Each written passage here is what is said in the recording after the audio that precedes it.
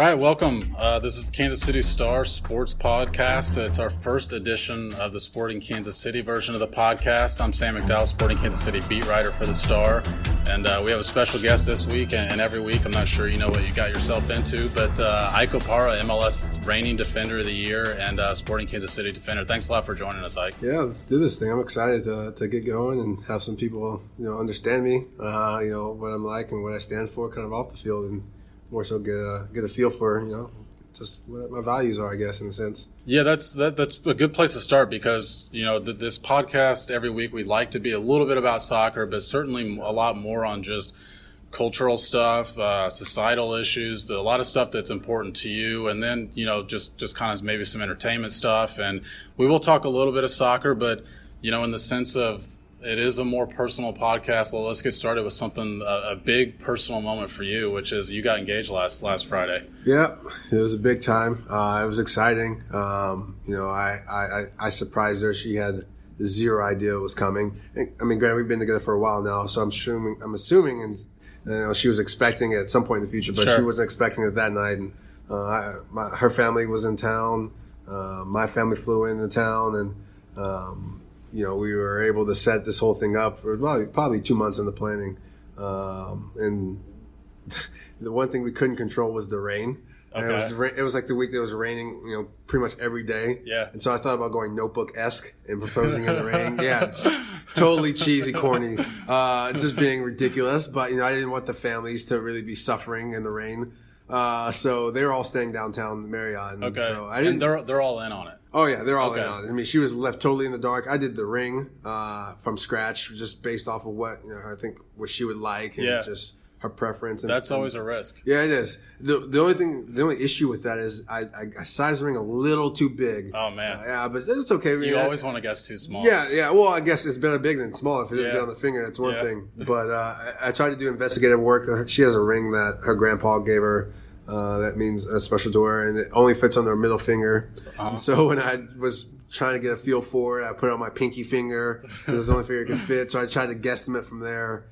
So it was actually pretty fun to do all that and not have her have any idea what I was doing, and Yeah. she'd be away. And Did you do it in public or did you do it in private? So Okay. the rain kind of ruined what I had planned, and so actually the downtown Marriott, which I'd been there so many times, I haven't been inside of it probably Okay. for 6 years. Yeah. And so her dad actually did a really good job of, finding a secluded, private, pretty area of the Marriott. When you go in on the second floor, it's like that little, it's like some chandeliers, Yeah. and it's pretty. And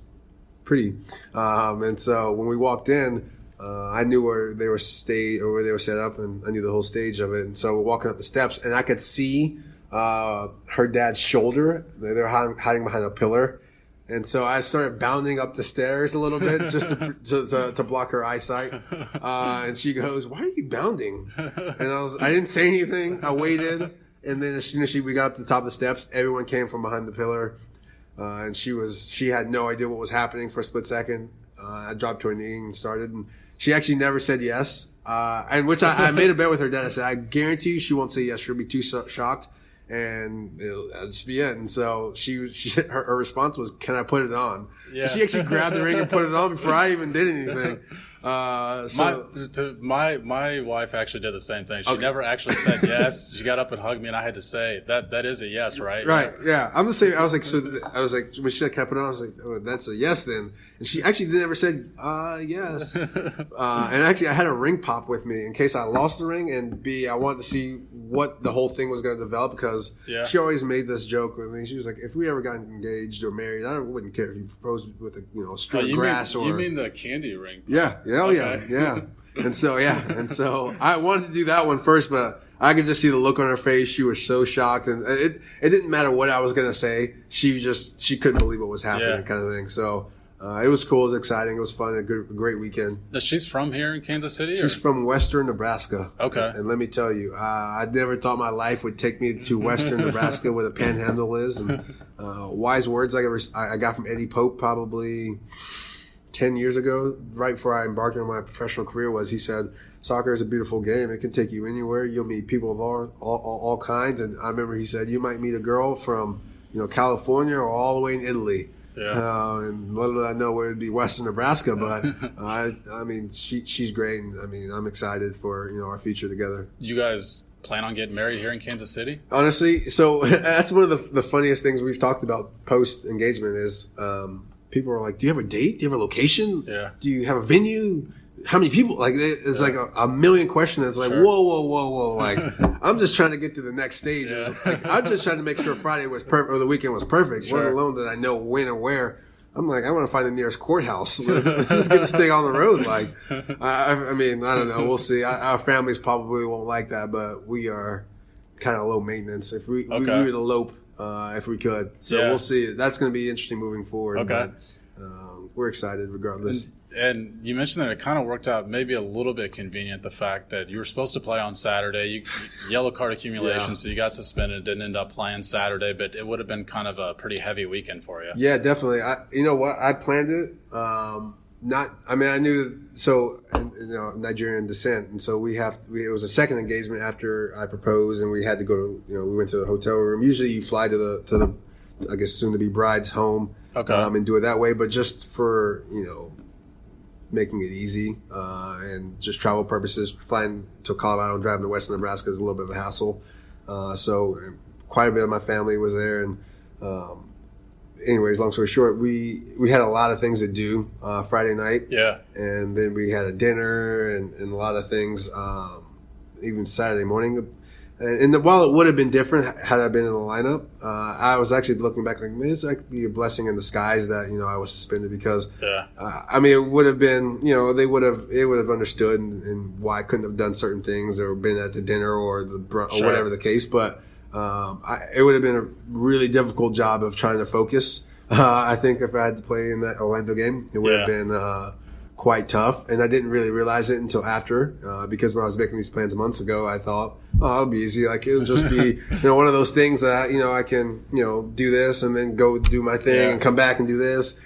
But emotionally, it was heavy in a good way though. Yeah. With seeing family and obviously the excitement of getting engaged. That's always just one of the things that maybe the average fan doesn't think about when it comes to athletes is just how much mentally it takes out of you guys, and certainly just how much focus and preparation it takes out on the field, but also mentally as well. But now when you get married, you've got a whole schedule to deal with as well that the average person doesn't deal with. I mean, a lot of people in your situation, you guys have a lot of December weddings out here, and even in the cold Kansas City weather. Yeah, definitely. I mean, I can ask you how many bad days that you have that don't deal with your job, and that you come to your job and you focus and you get it done. Whereas us, it's more public in the sense that I have let's say I have a bad day at home or whatever the case.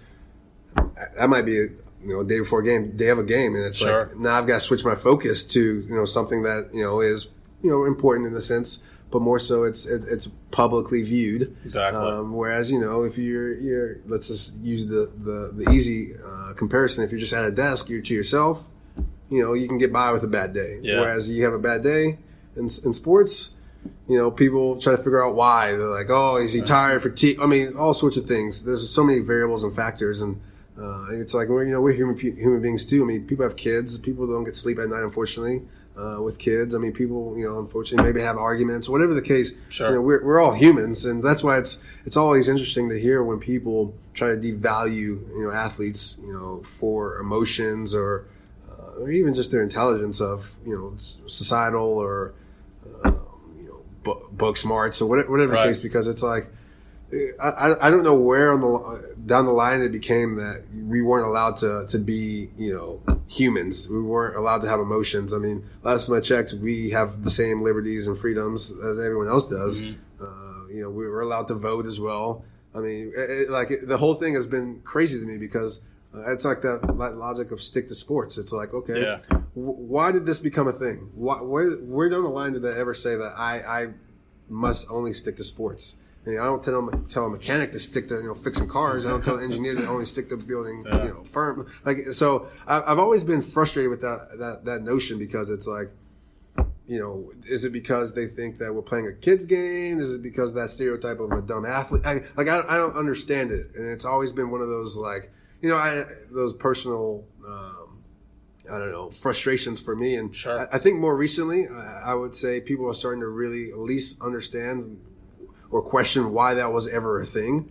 But unfortunately, it's still out there. And there's definitely still, some pushback to athletes who do that. Of course, and one of the things that we'll touch on today is the fact that obviously Colin Kaepernick has been in the news for a couple of years now, and a lot of it has not been, it's been no sort of violent protest. Mm-hmm. He's not really calling for any action of that sort. It's as peaceful as something gets, but because he's an athlete, I think a lot of people probably do have a little bit of a tunnel vision that I root for this guy as a player and maybe not necessarily the person. And, whether you guys as athletes have opinions just like the rest of us do when stuff's going on. But, I definitely wanted to ask you, as a guy who is sponsored by Nike, a Nike athlete yourself, the ad came out last week. It prompted a lot of pushback.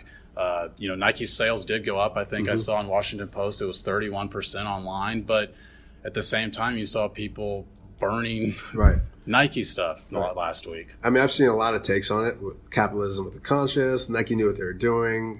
Sure. They wouldn't take a chance if they didn't think it would benefit them in the long run. Yeah, and all those things. But I look at it besides the point of, listen, at the end of the day, they still are taking a chance to promote something that, in my opinion, is beneficial to society. Because, I think people get upset when, scratch it before you even get to Kaepernick, people get upset when you don't, side with their views. Right. And I think that happens way too often as opposed to trying to hear both sides, understand it, and then come up with a conclusion. And this particular topic becomes one of, for some reason, highly controversial. And I mean, I don't even know where to start because it's never been about the flag and the anthem. Right. And, I mean, why that's still being talked about as opposed to what it actually means, It's just probably a little bit of an easier argument to make when you change what the argument is. Right. I think. Right. And refusing to hear why he's doing it, and let alone, okay, he's met with vets. He's done all of the things that, he's dotted his I's, crossed his T's. He's done it all, and people still refuse to hear his point. And that to me is always like, if you can't, be open-minded to that, I don't know what's going to change. I don't know what it's going to take for you to hear the message. Protesting has never been about, making it easy. It's never been about doing, the norm. I've seen takes from, Rosa Parks didn't, protest the bus for traffic. You know what I mean? It's like these whole things work to, upset the norm, to create awareness to an issue. And, there are football players still doing it. And, I'm proud that they are still doing it. And I hope, moving forward that, which particularly now with the NFL, it's still a very hot topic, but I'm hoping moving forward that, some beneficial, or benefits will arise from it. Now, as an athlete, the one thing that you touched on a little bit that is more difficult is you do have to consider when you speak out about something what the response is going to be, because you are in the public eye all the time. If the average citizen speaks out, maybe even whether it's a tweet or whatever, it's one guy's opinion. But when an athlete does, you have fans that view you a certain way, and of course not 100% of them are going to agree with your opinions on that sort of stuff. So what goes into a decision to still, whether or not it's worth speaking out about? Yeah, I just think that it's preference on the athlete. I think every athlete knows or should know that if you are going to talk about an issue that you will upset a fan who doesn't agree with you or doesn't side with you, and then it comes down to how you explain kind of what you're talking about. Sure. In a sense, because the one thing that I've realized and learned over the course of time is that if you've got to be the rhetoric you use for situations, you have to come off open-minded. You can't come off very stern. You've got to be able to adapt and understand, your audience. Because if you come off aggressive or whatever the case, I mean, you already tune out X amount of people. Sure. So it's really about how you word a lot of the things that you say, but at the same time, and get your point across. That's the thing. You still have to get your point across, but you word it in the sense that, people at least will hear what you're saying, and you're not trying to be, my way is the only way. Which you could look at Kaepernick, and he's done a lot of what you said in the sense that, he started this protest by sitting on the bench. Yeah. And got, input from a military member that it would be more, preferable to people that have served to kneel instead. And he took that input and respected that. And so that's what he started doing and instead. But I did wonder, it triculated in other sports last year. I think we even saw it in soccer with Megan Rapinoe with the women's national team. Becky Sauerbrunn here with FC Kansas City at least was one of the players that didn't come out for the anthem. So it wasn't kneeling, but it was still something different. And did you ever consider anything along those lines? Yeah, I definitely did. And I knew the fallback, what would possibly happen. I knew the encouragement that would possibly happen. I took a long look at what my options were. Yeah. I remember actually sitting with my now fiance, and we were talking about it especially, and I was like, listen, and I knew that the chance that if I do this might be my last year in this thing, and I knew that, and I was like, but would it be a cause that I'm worthy? That's worthy. And moving forward, how do I then keep up with what I want to get out of it? Because that was my issue was, if I do it, I need to find a way to now keep going with it, right? As opposed to just kind of bandwagon on the issue. So I think that was a big conversation that I had in my household. How close do you feel like you were to doing something like that? Honestly, I can't say, but I will say when emotions came into it, when I saw the takes that were very irrational, that's the time that I wanted to do it more. But I think I couldn't really say if I was going to or not going to. Yeah. What I will say is that I had conversations with quite a few guys around the league and minority guys and from different teams, and we were all talking about it as well. So it was in discussions with us. So it's just something that maybe multiple guys would have done, sort of banded together. Yeah, definitely. I think that always makes it easier. Sure. But that's the thing that Kaepernick chose to stand up for. He did it by himself, and he started by himself, and he was willing to be the sole person behind it. And so I have all the respect for him. And to do what he did and to do what he's currently doing is, definitely not easy, but he has my full respect.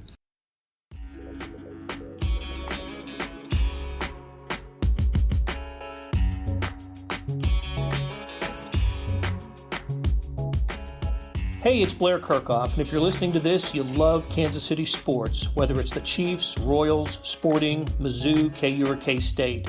And no one covers these teams like the Kansas City Star. If you currently subscribe to the paper or have a digital subscription, thank you for your support. And if you don't, here's a great offer. It's called Sports Pass, unlimited digital access to every sports story and video on kansascity.com. And it's just $30 for the first year. It's the best sports value in town, just 8 cents a day or $2.50 a month. You can't beat that. Subscribe now at kansascity.com/sportspass.